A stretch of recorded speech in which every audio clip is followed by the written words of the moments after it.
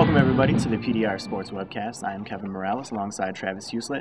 We know you were worried about us after our 1 week hiatus last week, but we're back. And let's start with curling.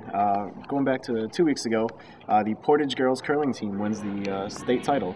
And that was the Scheiber rink of Alex Scheiber, Jennifer Benke, Katie Duberstein, and Keegan Garrigan. And obviously, a great season for them. They won state, the team won state. In 2008, they were runners-up in 2009, and then they come back this year and win state again. So congratulations to them. Sticking with curling at the Olympics, not so good news for Debbie McCormick and her U.S. Olympic women's team. As of our taping right now, they're 2-6, and they've been knocked out of playoff contention. They've got one game left. But yeah, they lost to China this morning 6-5, and that officially knocked them out. So they had just didn't make the key shots at the key moments. They weren't that far away from getting some early victories, and I think it would have been a different story if they could have did that. Yeah, first three games, I think they lost by combined 4 points, something like that. So they were close in the beginning. Just kind of a disappointing run for them. And just as a side note, the Olympic men's team is out too. Moving on, the WIAA released its boys basketball postseason seeds on Sunday. And why don't you tell us a little bit about our Division II teams? Yeah, I tell you what, Portage has earned the number one seed in their regional, which is goes with that as a first-round bye, so that's good news for them.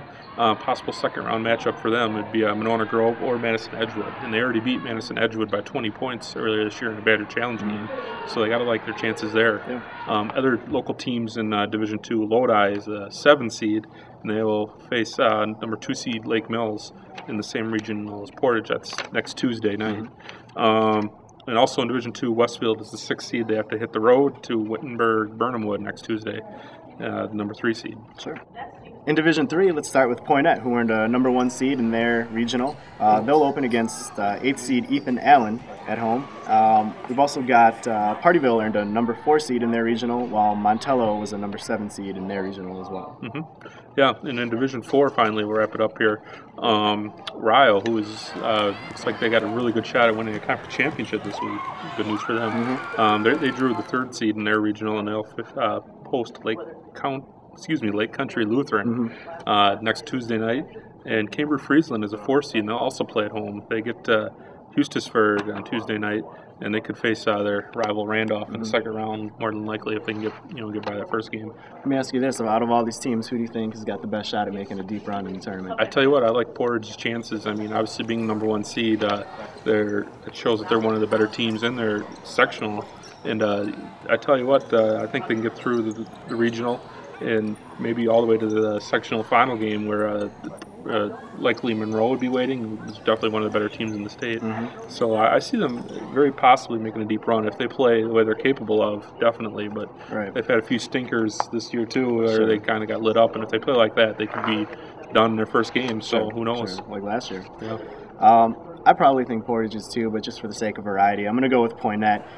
Poynette, we had talked a little bit off camera about they play a lot of Division II teams in their conference, through the regular season, and that's going to be a pretty good preparation for them come postseason, where now they're playing Division III schools. And also, they went to regional finals last year where they lost a close game to Marshall, and I think that kind of experience is only going to help the guys this year as well. The thing with them, though, is if you can stop Cody Odegaard and you can stop Adam Ray, hold one of them from scoring a ton, there aren't really a whole lot of guys that can step up and score for them, so that's a key for them. Moving on to wrestling now. State wrestling starts on Thursday. We've got 6 people from our coverage area that are going to the individual wrestling tournament, starting with Riles Calvin Canales, who won the Cedar Grove Belgium sectional title at 145 pounds. So he'll have a bye on Thursday, and he'll start wrestling on Friday. So congratulations to Calvin for his sectional title. Lodi is actually sending 5 guys down to state. We've got Justin Miller at 140 pounds, Tony Zeman at 152, Dakota Cable at 171, Cody Endress at 215, and Ryan Quake at 285. Endress was actually the runner-up last year, and he placed 3rd at 215 in 2008.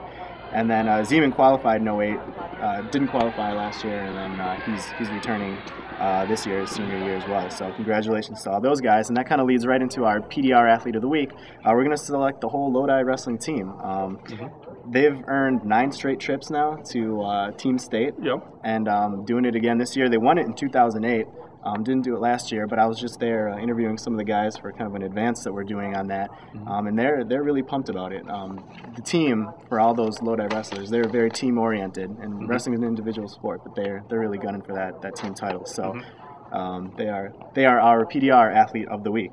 And last but not least, we got trivia. Yeah, 2 weeks ago, our trivia question we gave you guys is, when did the Partyville girls curling team last win a high school state curling title? And Stephen Green from Cambria had the answer, 2006. So let's give you a new trivia question and see who gets this one right. What former Milwaukee Brewer, it's almost baseball season, so I figured I'd give you a Brewers one here. What former Brewer holds the record for what is believed to be the longest home run ever hit in a professional baseball game at 552 feet at Denver's Mile High Stadium? So write in your answer, and we'll see who gets that one. We got a couple ideas. So, well, that's all we got for you this week. For Travis, I'm Kevin. Thanks for watching.